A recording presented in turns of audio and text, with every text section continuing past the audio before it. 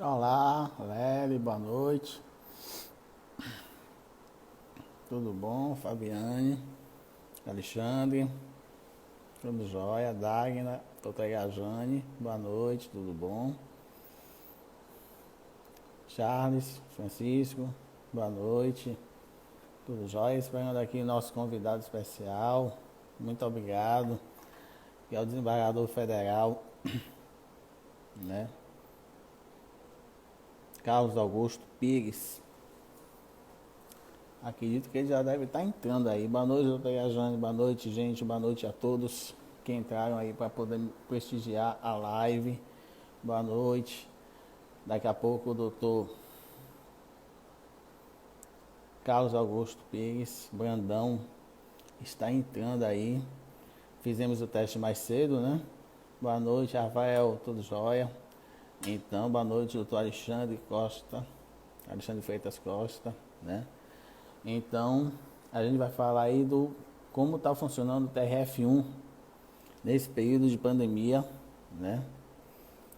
E boa noite. O que é importante, tá? Até porque tá vindo aí, tá entrando em vigor a partir do dia 15 uma nova resolução do CNJ. Boa noite, Alexandra. Boa noite, Major. E a partir do dia 15, cada tribunal vai dizer como é que vai funcionar, né? Como é que vai se dar o funcionamento em relação ao Elinho, que a gente vai fazer outra live sábado, né? Muito obrigado pelo convite, boa noite. Como é que cada tribunal vai funcionar a partir do dia 15? Opa, o desembargador acabou de entrar. Vou chamar ele aqui.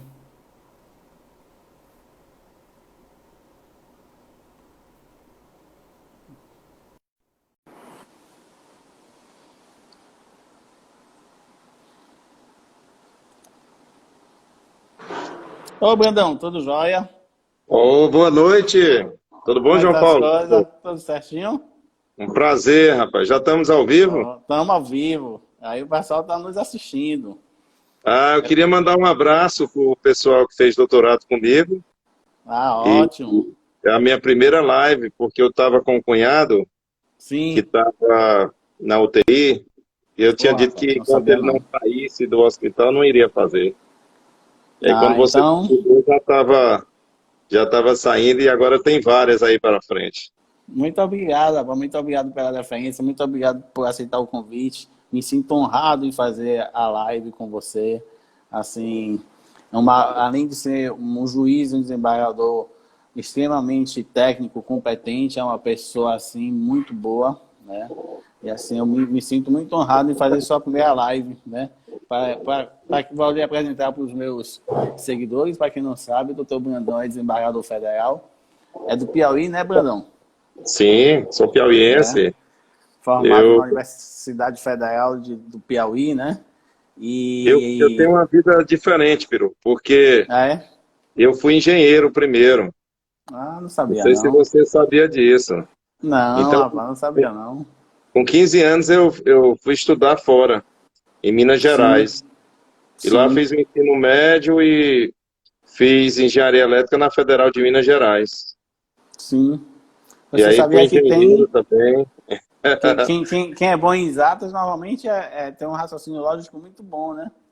É, eu tive com bons colegas de faculdade que também fizeram engenharia ou fizeram direito após formar após ser engenheiros.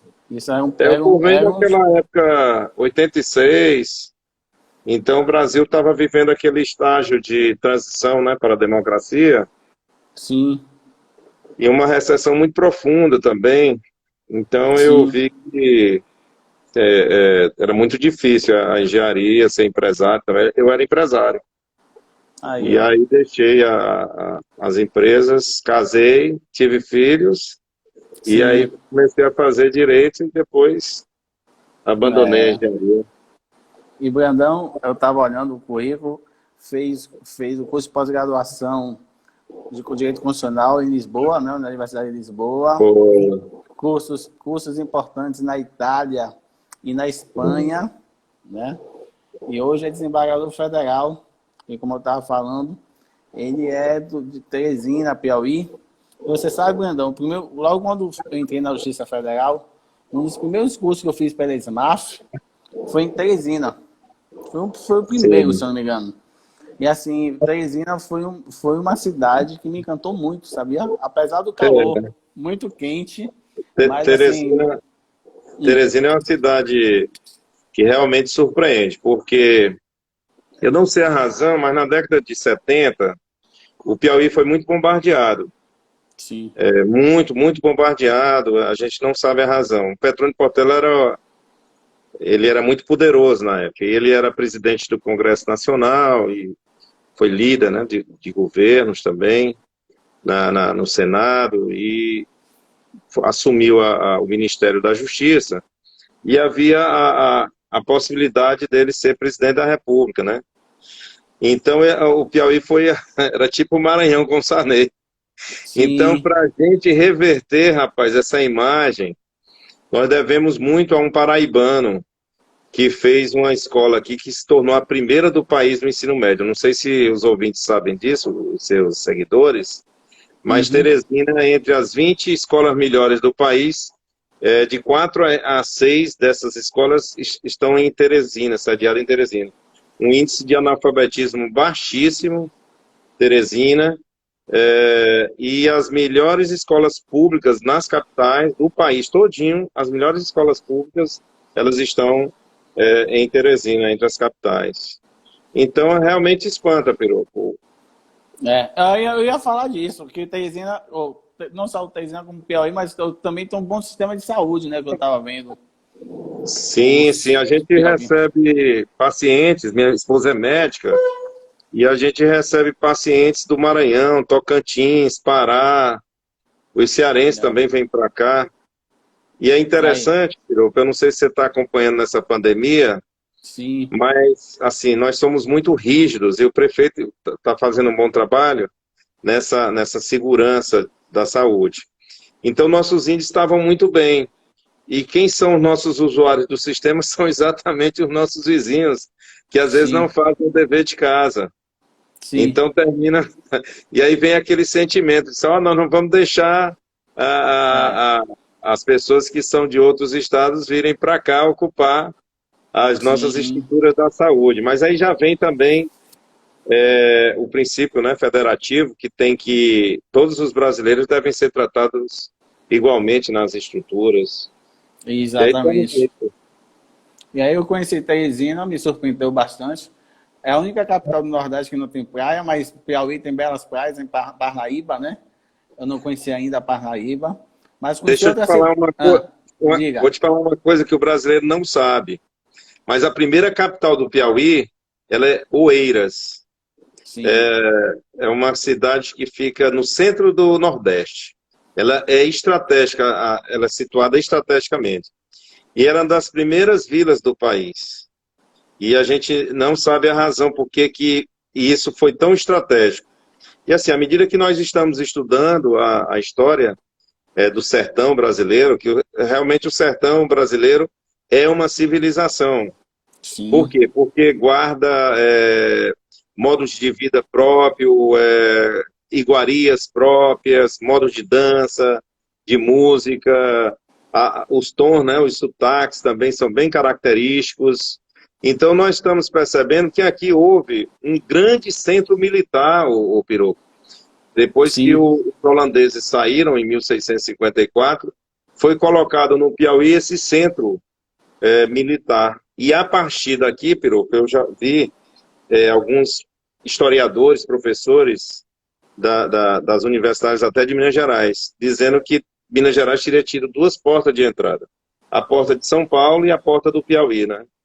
Então, Entendi. veja como é tão desconhecida a história brasileira. Nós tivemos casos aqui, Piroco, em que os índios vieram para cá, esses índios eram calvinistas, ligados aos holandeses, e moraram Sim. na Holanda, fizeram universidade na Holanda, esses índios. Uma E eles coisa interessante. escreviam, eram letrados, Aí. e houve uma guerra muito forte, e isso é retratado em livros, né, chama As Guerras dos Bárbaros.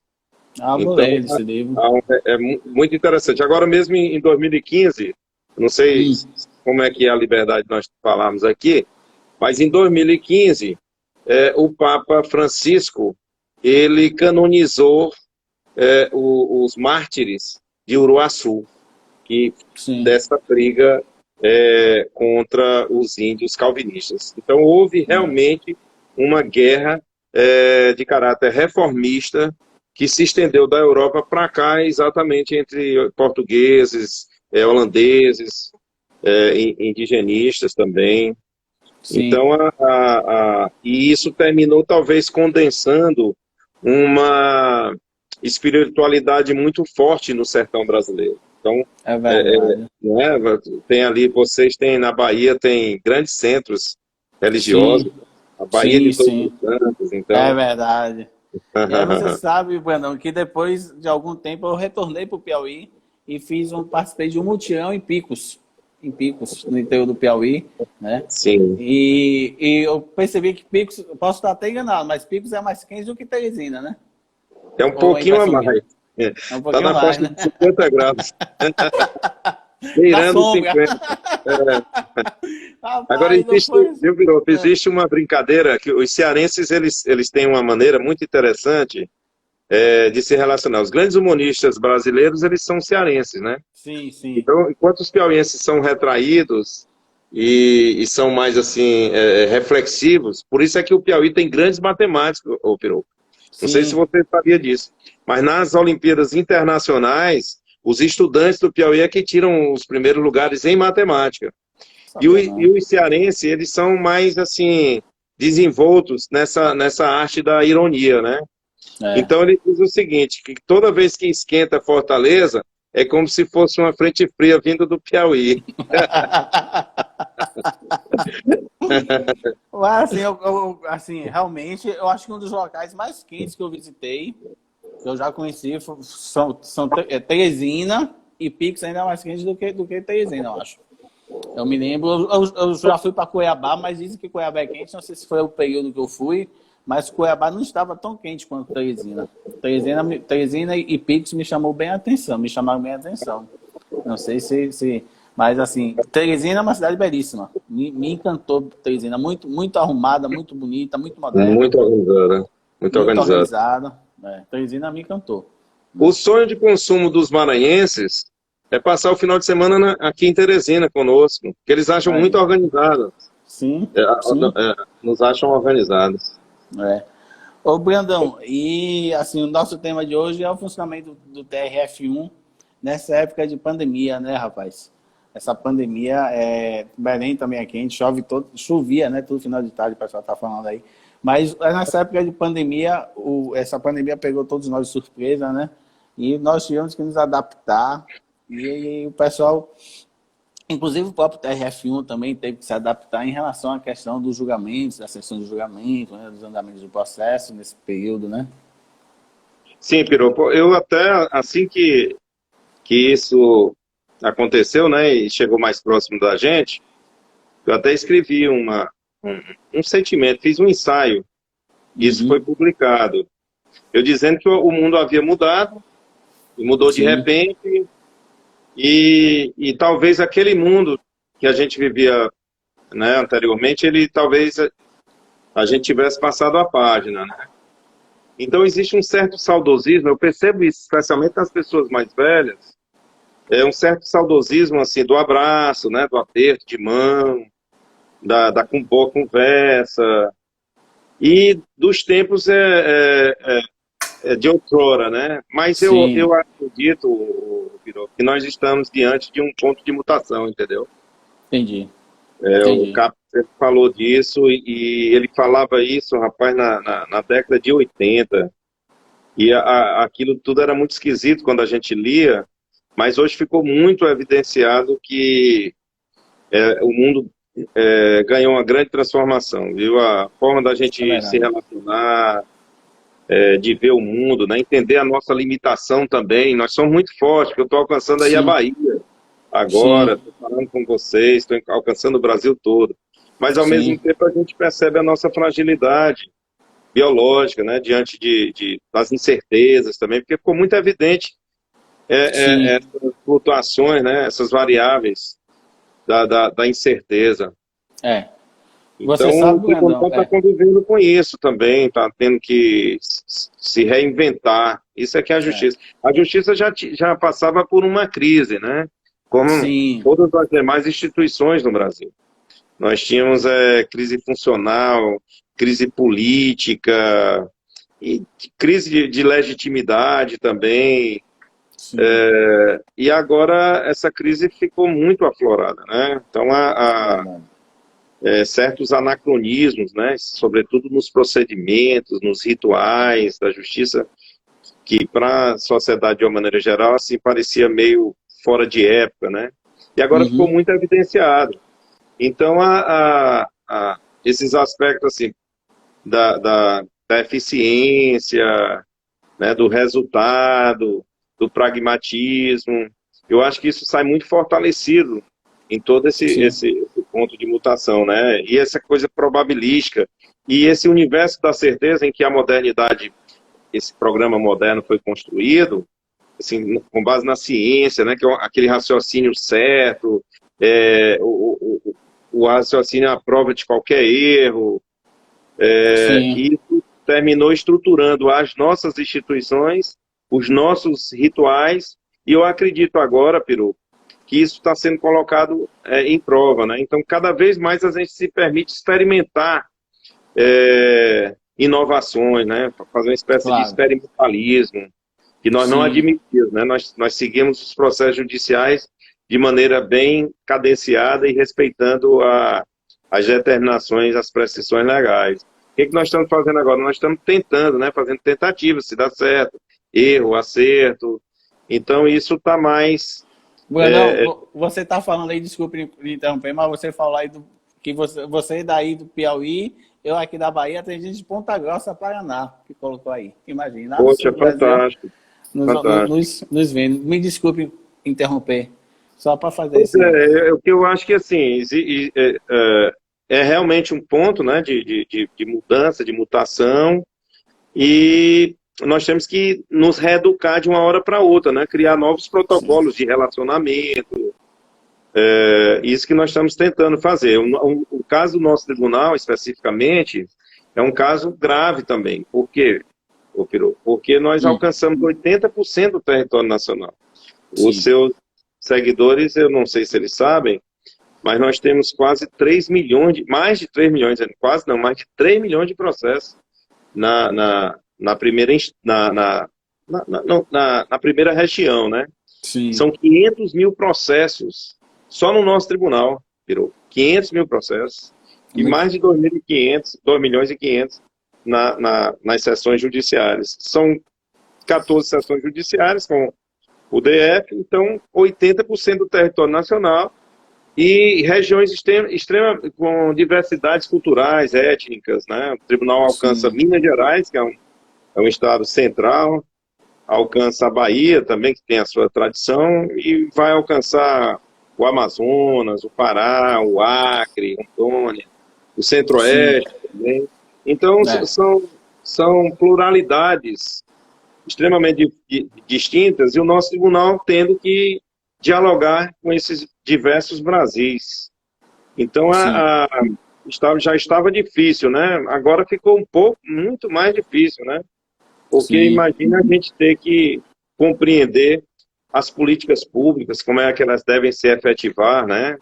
Então, sim. sobretudo o Poder Judiciário Federal, É porque verdade. é diferente, assim, da Justiça estadual, porque a Justiça estadual, ela se debruça muito sobre os temas mais privados, né? As relações mais interparticulares. E a Justiça Federal não. A Justiça Federal vai exatamente aferir essas implementações dos direitos fundamentais. Sim, Então, nós somos muito acessados, né, para essas, em relação a essas promessas constitucionais, né, da Constituição é de verdade. 1988.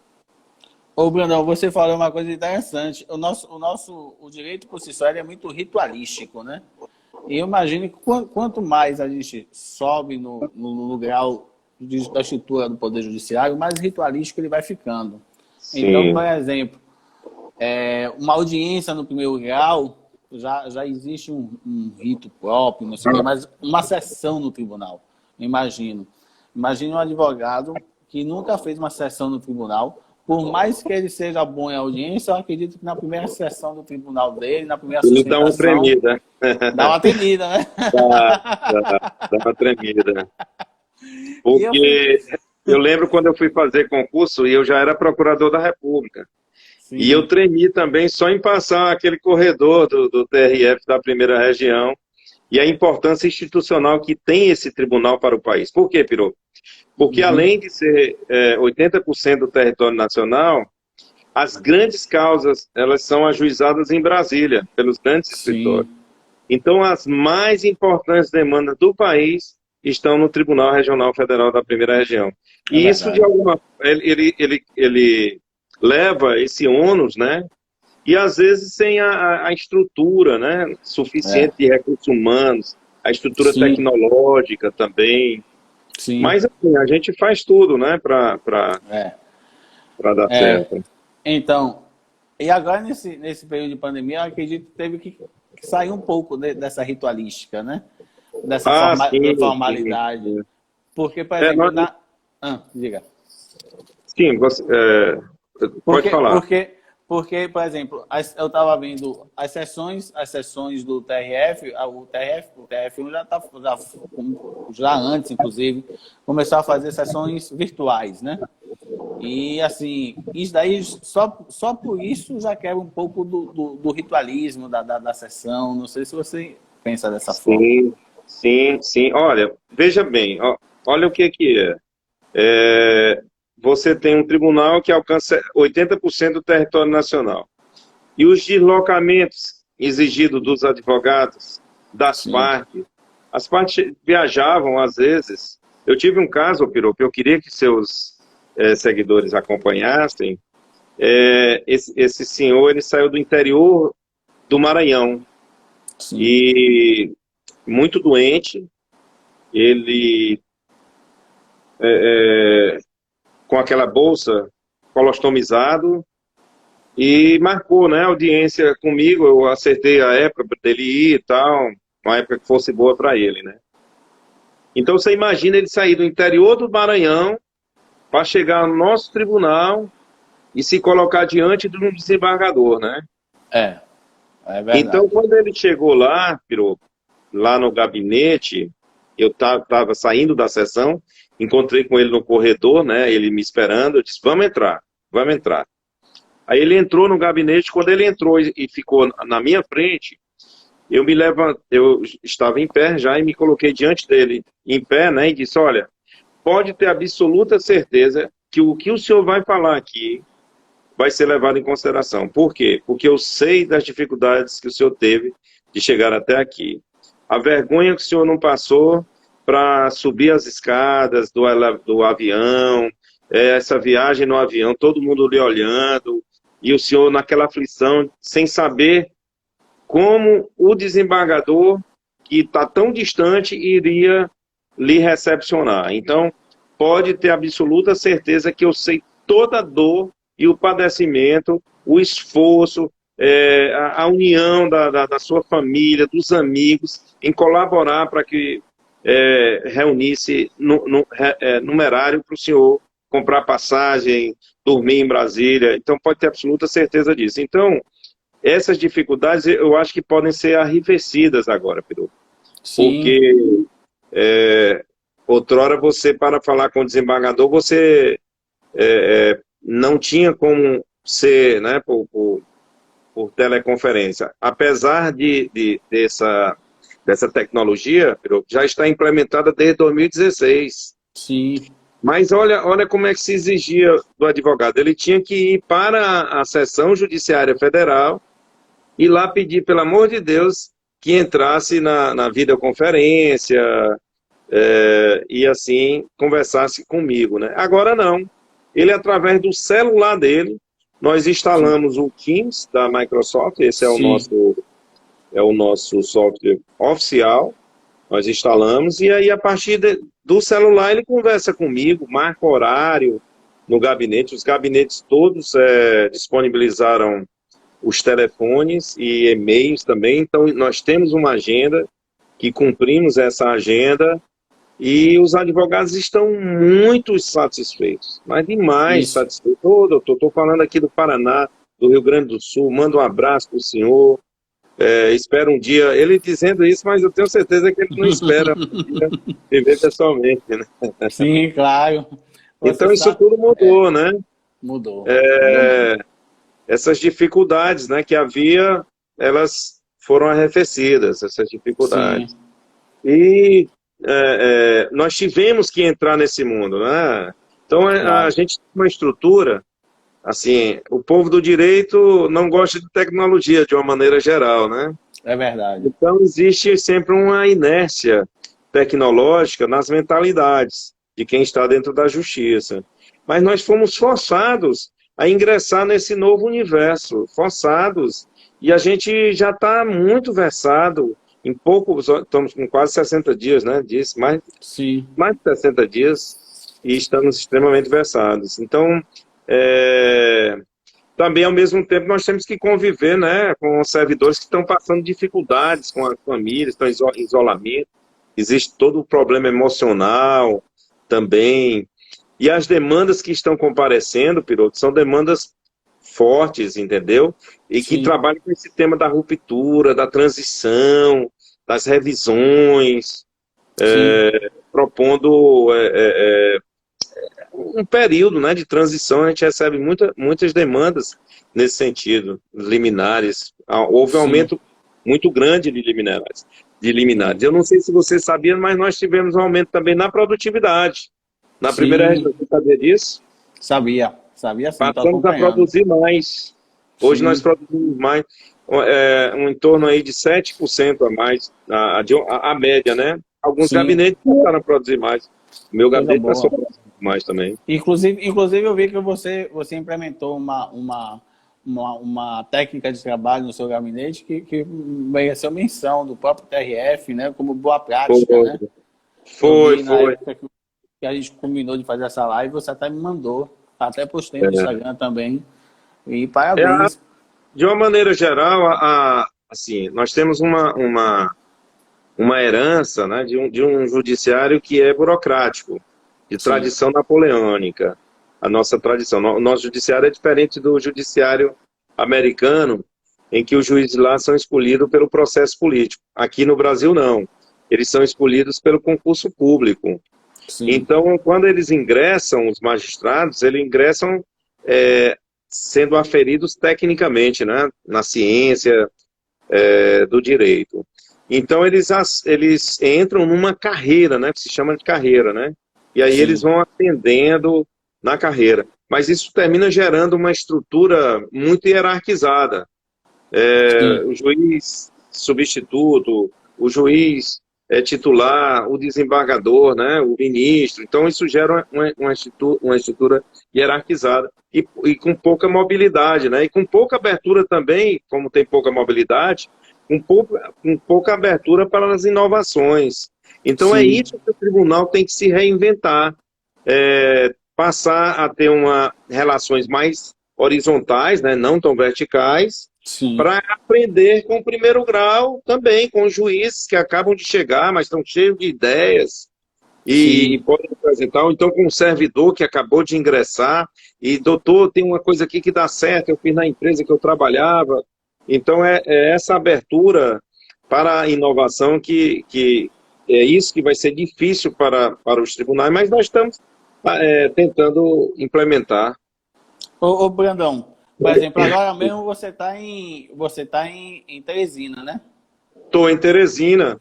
Eu tive assim, olha, eu passei um momento difícil, uma viagem dificílima, porque eu sou asmático, Peru. E eu sou asmático e tenho pressão alta. Então, se essa bicha vier no meu rumo, essa doença, a chance dela me jogar numa UTI é grande demais. Então, eu sou apaixonado. Só que eu rezo muito, tenho muita fé, né, em Deus. Sim, claro. E tenho certeza que estarei livre.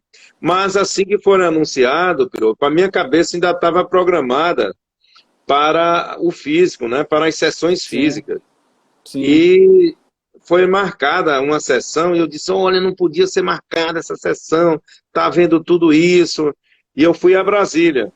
Sim, Fui a Brasília, não, tenho que cumprir minha missão. Rapaz, eu fui porque eu sou muito determinado e sou muito dedicado ao que faço. Mas eu claro. fui com muito medo. E ao voltar, Imagino. eu confesso aí para os seguidores, que eu tirei uma foto de Brasília do avião. E Hum. assim, tipo assim, um adeus, né? Como se estivesse dando um adeus. Eu tenho essa foto até hoje, de cima do avião.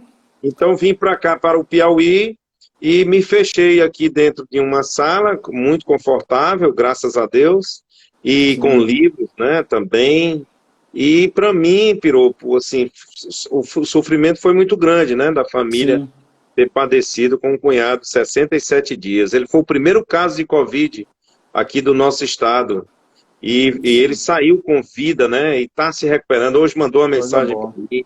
Amém. Então, ter que retrabalhar isso não foi fácil, né? É, As definições do momento, quais os tipos de processos que nós pegaríamos, né? Se pegaríamos só os sim. processos físicos, só os processos já virtualizados. Porque, virou falar aqui para os seus Hum, seguidores, nós temos sim. mais de 3 milhões de processos, mas ainda 2 milhões de processos precisam ser virtualizados. Então, nós Sim, temos um percentual baixo de virtualização, apesar muito do nosso baixo. tribunal ter avançado muito na virtualização. Então, nós temos que virtualizar, é um passo que a gente tem que virtualizar, mas também devemos incorporar as tecnologias, né, da inteligência Sim, artificial. Isso vai exatamente. também ser muito pancada, viu? É. Agora, nós não podemos esquecer, Piru, é que o ser humano não pode ser descartado nisso, entendeu? Não, de forma alguma. Assim, eu vi casos em que a máquina pode nos ajudar muito, criando, como está criando aqui, essa possibilidade do meu coração chegar até o seu coração e chegar ao coração dos seus seguidores, né? Sim, Dessa minha fé, dessa minha palavra, poder ser recebida, criticada, refletida por todos vocês. Isso quem está nos propiciando é a tecnologia. Mas a gente não pode pensar que a tecnologia pode ir além disso, entendeu, Piroco? entendi. Tem, Entendi. tem as suas limitações a tecnologia. Então, nós não Não. podemos nos entregar à tecnologia. O que os gregos chamavam cuidado de si, né? O É. cuidado de si é nosso. Nós é que temos que cuidar de nós mesmos. Sim, até porque existem casos diferenciados, casos específicos, e a gente tem que ver o cada caso a caso, né? Eu acho que a máquina nunca vai poder substituir o homem, vai poder ajudar, como você falou aí, né? Sim. Separar aqueles casos, por exemplo, a gente tem demanda aqui, a incidência qual índice que vai incidir sobre o FGTS. Aí é uma demanda fácil que uma máquina pode fazer. Mas outros tantos Sim. casos, só o homem faz, só o homem faz. Só o homem, que são aqueles processos. Quando nós construímos essa máquina administrativa na modernidade, que nós chamamos de Estado moderno, esse Estado foi constituído a partir da ciência, né? Ele é um Estado muito pretensioso. Ele pretende dar toda a segurança, toda a previsibilidade, fazer com que todo o espaço das emoções sejam totalmente domados. Então, nós devemos ter muita desconfiança em relação a isso, porque tem Sim, uma certa dimensão da nossa alma que ela deve ter uma certa mobilidade, né? sim, Ela tem que se sensibilizar, né? Então, nós somos claro. dotados da sensibilidade, das Sim, emoções. Isso nos caracteriza. É o que claro. caracteriza o homem. Não é a racionalidade que caracteriza o homem, não. A Sim. racionalidade não passa de um programa de pesquisa que foi desenvolvido por uma cultura, né? No caso, a cultura eurocêntrica. Então, toda essa Uhum. montagem desse Estado extremamente tecnológico, burocrático, nós devemos também ver com certa desconfiança e perceber os limites da tecnologia. Então, tecnologia, não, você não pode ir além disso aqui. A partir daí, é o ser humano ou errando, ou acertando, mas o erro compreende também a vida, né? Os É, conflitos compreendem a vida humana e social. Quem não tem conflito, o Pirô, com né? certeza, todos nós temos. Então, É, os conflitos são inerentes à vida humana. E esse Estado ele foi muito construído em um certo funcionalismo, pretendendo eliminar os conflitos. Então, o judiciário não tem que eliminar os conflitos, o judiciário tem que colaborar, né, mediar a sociedade para que a sociedade ganhe força e possa conviver com os conflitos, né, para que os Sim, conflitos não se convolem em violências. Existe uma diferença entre conflito e violência. claro. Então, há momentos em que o judiciário aparece para exatamente garantir o ambiente de conflito e não ambiente de violência. Então, essa Sim, transição de um judiciário que está mais focado no conflito do que propriamente no processo, eu acho que nós estamos caminhando para isso. E se nós formos inteligentes, nós não vamos perder esse norte, não vamos nos entregar para as máquinas, né? Homens é que claro. sou. Charles Chaplin já dizia isso. Sim.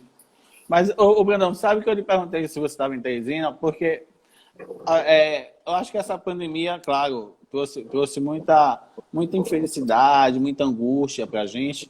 Mas, assim, Sim, algumas coisas, assim, eu acho que ela trouxe também, nos forçou a melhorar em algumas coisas. Por exemplo, você agora está fazendo as sessões virtuais do TRF daí de Teresina, né?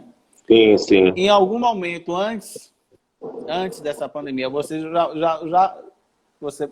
fez ou pensou em fazer, ou possibilitou fazer, já pensou de Teresina, né? Imagino, né? Imagino.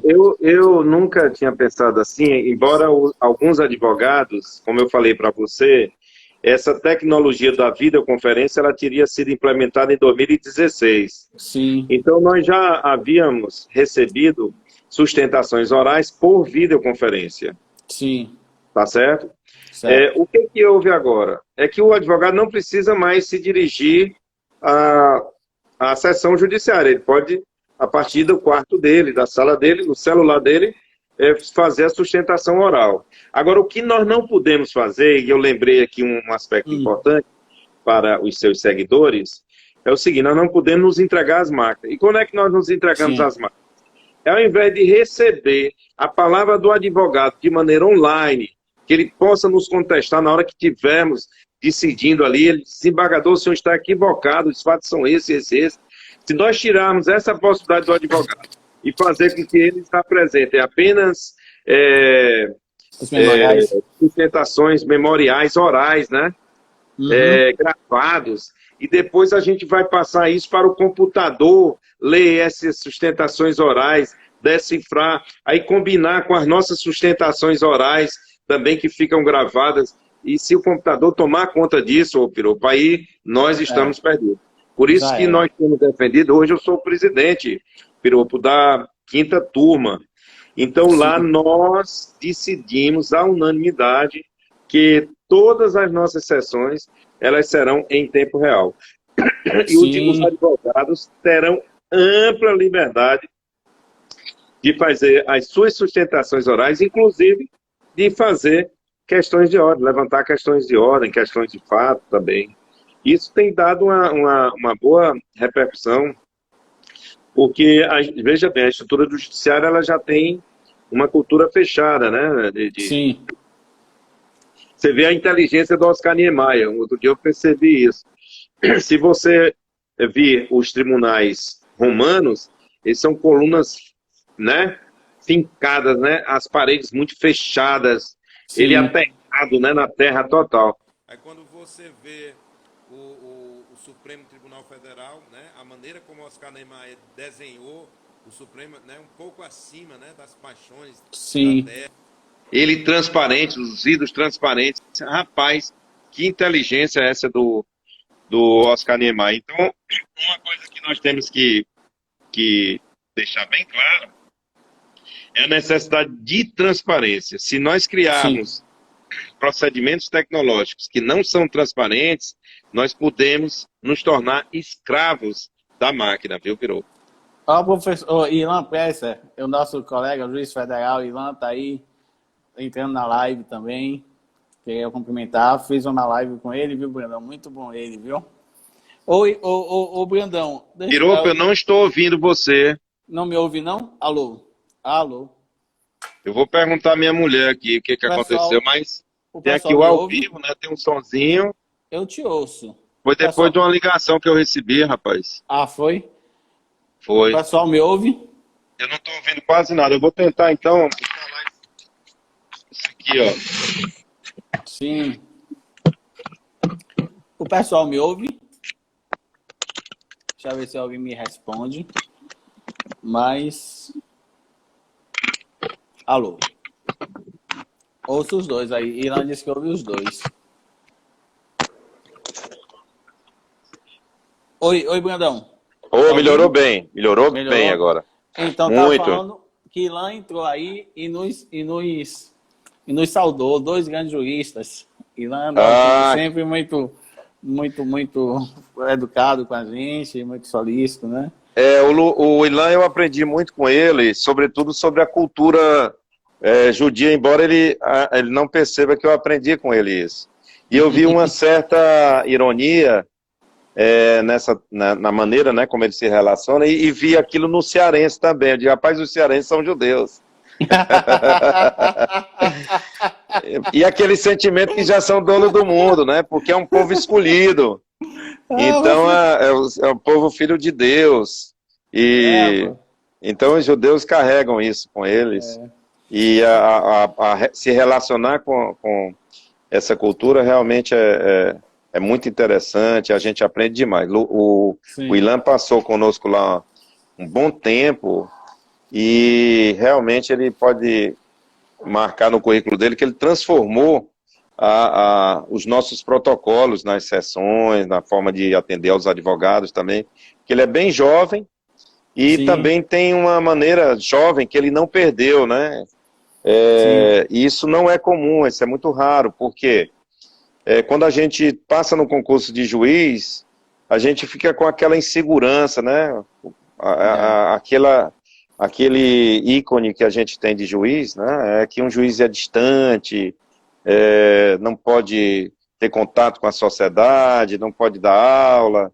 E Ilan vai exatamente provar o contrário, que quanto mais a gente se relaciona com a sociedade, mais a gente compreende a sociedade, mais a gente aprende e mais qualifica o trabalho e legitima as nossas decisões. Sim, o Ilan estava falando aí que o Veloso disse que eles são os povos escolhidos. Sim, sim. É verdade. Ô, Brandão, mas essa sistemática que você adotou aí na quinta turma, para mim não é surpresa, assim, porque você é um grande juiz, um grande desembargador e assim, é uma pessoa muito simples. Sempre quando eu vou a Brasília, você sempre me trata bem e a gente almoça junto ali, às vezes, no restaurante do tribunal e sempre uma simpatia muito grande. E assim, isso daí... Eu tive um fato que me alertou muito, que foi o seguinte, quando eu estava fazendo concurso para juiz, eu já estava fazendo de procurador também, e já estava passado para procurador. Sim. E aí eu fui conversar com um magistrado, né? E perguntar como era a prova oral, e eu recebi um chá de cadeira de 1 hora. E aí eu disse, meu Deus do céu, o que esse homem tão importante está fazendo aí, que eu tenho que esperar 1 hora por ele. Eu tenho certeza que ele não está fazendo essas coisas tão importantes, que não possa me receber. E aí conversei com ele e tal, ele muito agradável também, mas aí naquele dia eu marquei um ponto, o João Paulo Perotto, que mudou a minha forma de se relacionar. É que eu disse assim, as minhas portas estarão sempre abertas às pessoas que me procuram. Muito sempre. Obrigado. Pode ser juiz, promotor, cidadão comum, pessoas humildes, rapaz, chegam até a gente. Outro dia nós recebemos um pedido, outro dia não, eu era juiz convocado, e a pessoa queria o FIES, certo? Mas para ter o FIES precisava de um fiador. Sim. Isso tem muito tempo já. E ele não tinha o fiador, e era a Defensoria Pública que estava defendendo ele, né? Sim. Aí ele apresentou, né? Foi negado o pedido dele, claro, porque a lei na época dizia que não podia e tal.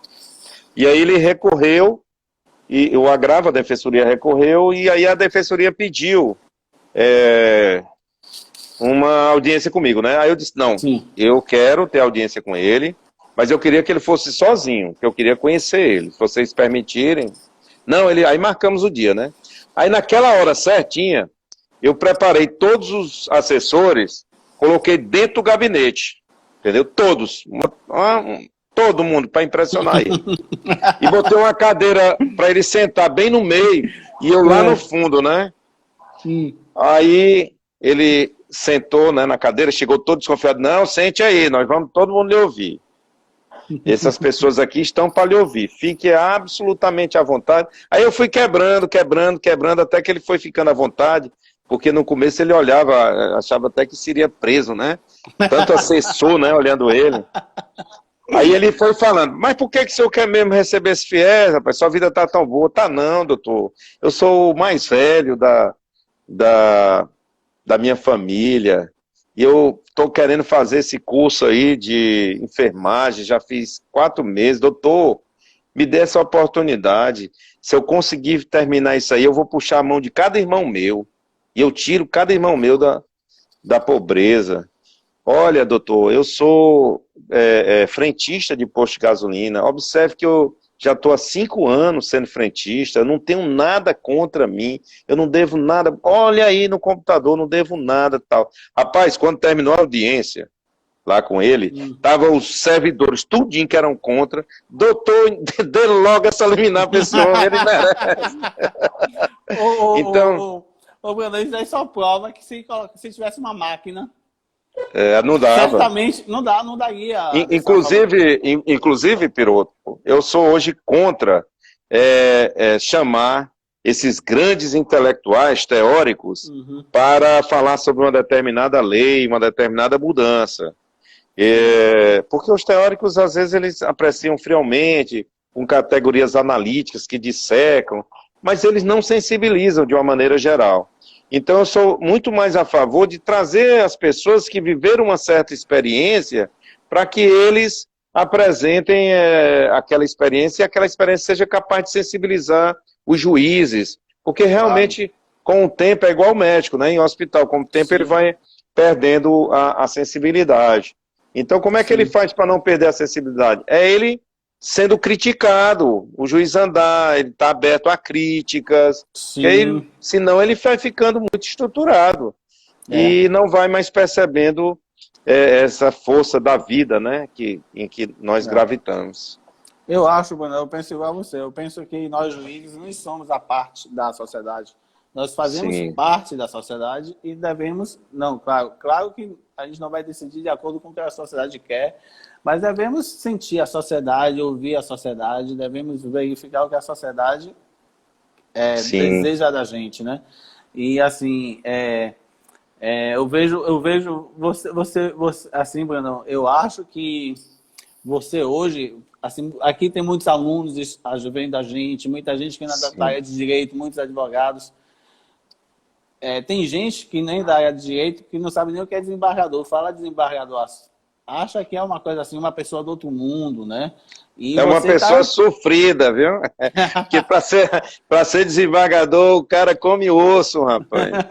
E você está quebrando essa imagem, quebrando de forma assim espetacular, mostrando que o desembargador, tal como o juiz, tem sensibilidade, né? Tem alegria, fala de forma simples, eu acho, é acessível, como o Ilan colocou aí, e realmente ele só tem ali para parabenizar e agradecer. Ô Brandão, deixa eu só fazer uma pergunta para você. Você acha que depois dessa pandemia, essas sessões virtuais vão continuar ou você acha que vai voltar ao normal? Desde o início eu falei para você que nós estávamos vivendo um ponto de mutação, né? Sim. E que o mundo havia se transformado. E que nós ainda estamos saudosistas, melancólicos, em relação àquele mundo que passou, mas que não volta mais. E é muito difícil, Pirô, porque nós aumentamos as nossas produtividades, a gente não perde mais tempo andando de um lugar para o outro. Eu acho que a gente vai qualificar mais os momentos presenciais. Por exemplo, no dia que eu for à Bahia, aí eu vou visitar o Piropo, né? Mas naquele momento que eu tiver com ele, eu estou conversando coisas eminentemente humanas, entendeu? Sim. Porque as coisas de trabalho, elas podem ser conversadas através da tecnologia. Então, nós temos ainda alguns desembargadores ou juízes, promotores, ainda resistentes, né, a essa mudança, mas eu acho também que essa pandemia não vai nos abandonar logo, viu? Nós estamos muito ansiosos, né, por sair do isolamento, do distanciamento social. Mas pode ser que isso passe um tempo a mais. O que nós temos que fazer é desenvolver estratégias, como fez o TRF da primeira região, para poder dialogar com um contexto que é extremamente hostil e adverso, mas que é um novo contexto que surgiu e que está nos mostrando que determinadas profissões, por exemplo, a medicina, né, que está usando a telemedicina agora, podem se servir das inovações tecnológicas. Eu acho que precisamos apostar na tecnologia, e nisso o Brasil está muito mal, Piropo, porque a gente aposta muito pouco na tecnologia. Eu soube que assim, nós não temos quase ainda pesquisas, né, financiadas através dos editais, então isso é muito triste, porque nós ficamos muito dependentes das tecnologias alheias. E, Piropo, se você andar no Piauí, o Piauí é o estado mais ecotonal do país. Nós temos 8 ecossistemas diversos. Nós temos Caatinga, temos Mata Atlântica, nós temos essa parte aí da praia. Nós temos coqueirais, nós temos lugares de palmeiras. Então, temos Cerrado, né? O Piauí com a Bahia e Tocantins é uma nova fronteira agrícola. Nós produzimos esse ano mais de 5 milhões de toneladas de grãos no Piauí. Então, o Piauí é um estado muito rico. Então, do ponto de vista da fauna, da flora, também ele é muito diverso, porque ele reúne vários ecossistemas. Mas, Piropo, se nós formos à universidade do país, nós temos pouquíssimos produtos patenteados, processos patenteados, porque nós não apostamos na tecnologia. Um professor fez uma pesquisa agora com o Buriti do Piauí, não sei se você sabia disso. Não. Isso teve uma repercussão nacional. Agora, dizendo que o Buriti ele tem alguns componentes que capaz de enfrentar esse negócio do coronavírus. Moço, a dificuldade que ele tem um equipamento que faz extrai e separa esses componentes, nós só temos 3 no Piauí, 3. E você vai ver na Europa, chega numa universidade, e a universidade tem 10 desse mesmo equipamento. Uma universidade que não é nem top das tops, mas está lá o apoio à tecnologia. Então, o Brasil vai ter que mudar esse foco também para a tecnologia. Claro, nós não podemos abandonar a filosofia, né, a antropologia, porque o estado desse tão rico do ponto de vista cultural, com tantas diversidades culturais, isso é um patrimônio. Isso vai valer muito, a diversidade vai valer muito. Aqui no estado do Piauí, por exemplo, não sei se você sabia, mas a maior área de concentração de sítios arqueológicos do mundo é no estado do Piauí. Nós temos ali a Serra da Capivara. E estamos percebendo, Piropo, que é o mais interessante, é que esses sítios arqueológicos estão numa rota pré-histórica, rapaz, e que se encontram no Piauí. Rota que sai de Lima, lá do Peru, da Colômbia, desce o Amazonas e vai para Paraíba. E rota que sai da Bacia do Prata e segue lá para essa parte norte do Atlântico. E se encontra no Piauí e forma, assim, um acervo riquíssimo, Piropo, de representações sígnicas que a gente não conhece ainda, não sabe decifrar, que talvez sejam mapas geográficos dessas culturas. E tudo trabalhado em círculos, o Piropo. Que é essa cultura do círculo, né? Quer dizer, do igual. Lembra que eu falei aqui no começo? Que a nossa cultura do Estado, ela não trabalha em círculo, ela trabalha em quadrado, em retângulo, em pirâmide, né? Até o direito é uma pirâmide. Né? E aí os índios trabalhavam em círculo, né? Então, isso tem muito a ensinar para o mundo. Daí a importância de se preservar isso, reconhecer isso. Então, esse é o risco também. Nós não podemos nos entregar totalmente à tecnologia, mas não podemos prescindir desses aparatos até para acessar essas culturas. Ô, Brandão, a conversa tá tão boa, rapaz, que em 55 minutos já passou rapidinho. E quando dá 1 hora, o Instagram derruba o vídeo. Ô, rapaz, eu tô com um problema danado, porque eu tô gostando muito de conversar, entendeu? Eu vou aproveitar. Eu recebi uma pessoa agora num lugar ali que eu sempre vou, numa fazenda da minha família, e distante, né? Ele distante, mas rapaz, ele passou de 4h30 até 10 horas da noite, minha mulher já, e ele conversando de longe e respeitando aquele distanciamento. Sim, mas eu quero primeiro agradecer, né, por você ter aceitado o meu convite. E assim, a live era para falar do TRF1 na pandemia. Você conseguiu dar uma aula, não só sobre isso, mas conseguiu dar uma aula de geografia, história, do Piauí, fantástico, que é um lugar que me admirou muito. Eu, sinceramente, gostei muito de Teresina, gostei muito mesmo. E quem não conhece o Piauí, eu sugiro que conheça, né? Quem gosta de praia tem a Parnaíba, não conheço Parnaíba, mas dizem que é fantástico. Olha, depois todo mundo que estiver nos assistindo, vá até o Google e veja a praia chamada a Barra Grande, viu? Falaram aí, Barra Grande. O nosso litoralzinho só tem 66 quilômetros. Inclusive, eu ajudei muito como juiz a preservar. Eu dei uma liminar que até hoje ainda está vigendo, que ela dizia que não podia construir numa faixa litorânea, preservando o aspecto público, né? O espaço público da praia, né? Sim. E como um bem de uso comum da sociedade. Sim. E assim, além da história, geografia, de você mostrar aí tanta coisa boa do Piauí, da saúde, da educação, né? E você, além disso, demonstrou a parte humana que o juiz deve ter. Assim, eu achei que foi fantástico. Mostrou que o juiz, embaixador, seja lá quem for, tem que ser acessível, tem que ser humano, tem que ouvir as pessoas, né? Se compadecer pelo sofrimento dos outros. Eu quero pedir desculpas se eu fui muito expansivo e um pouco alegre, mas é porque nossa família está vivendo esse momento, porque meu cunhado passou 67 dias na UTI e agora está em casa. Então nós estamos vivendo esse momento de um pouco de euforia. Então, nossos respeitos a todos. Não, Brandão, isso aí você fique tranquilo, seu áudio baixou um pouquinho. Não sei se você está me ouvindo. Mas bem demais. Você fique tranquilo que, na verdade, a intenção da live é ser descontraído mesmo. Você fique tranquilo que é assim mesmo.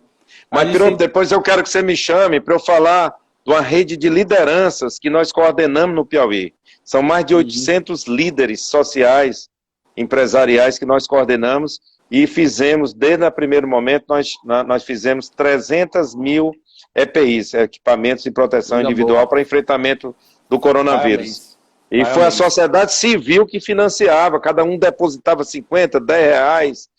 Minha filha depositou 200 reais, ela é residente lá em São Paulo, em medicina, depositou o dinheiro. E o noivo dela também depositou mais do que ela. Então todo mundo foi depositando, fizemos mais de 300 mil EPIs. E agora estamos montando um programa, Piropo, de convivência com esse que se chama novo normal, né? Que eu não sei nem se o nome é bom, né? Mas esse novo normal. Com as empresas que estão passando dificuldades, os arranjos econômicos que temos que montar em torno disso. Aqui você sabe que eu arrecadei quase 200 cestas básicas para doar a pessoas pobres. Fantástico. Nós fizemos leilões, inclusive nós leiloamos uma camisa do Pelé. Foi fantástico. Boa, arrecadamos dinheiro para os asilos das pessoas mais velhas. Você sabe que é só você mandar autoridade maior acessa a autoridade menor. Quando você mandar data e horário, você tem liberdade total. Olha, um beijo no coração de cada um dos seguidores, viu? Um grande abraço. Obrigado, Brandão. Muito obrigado, viu? Grande abraço. Tá bom, que Deus esteja com todos aí, viu? Amém. Fé, confiança. Certeza. Amém. Tchau, Brandão. Tá bom, amigo. Um abração, viu? Um abraço.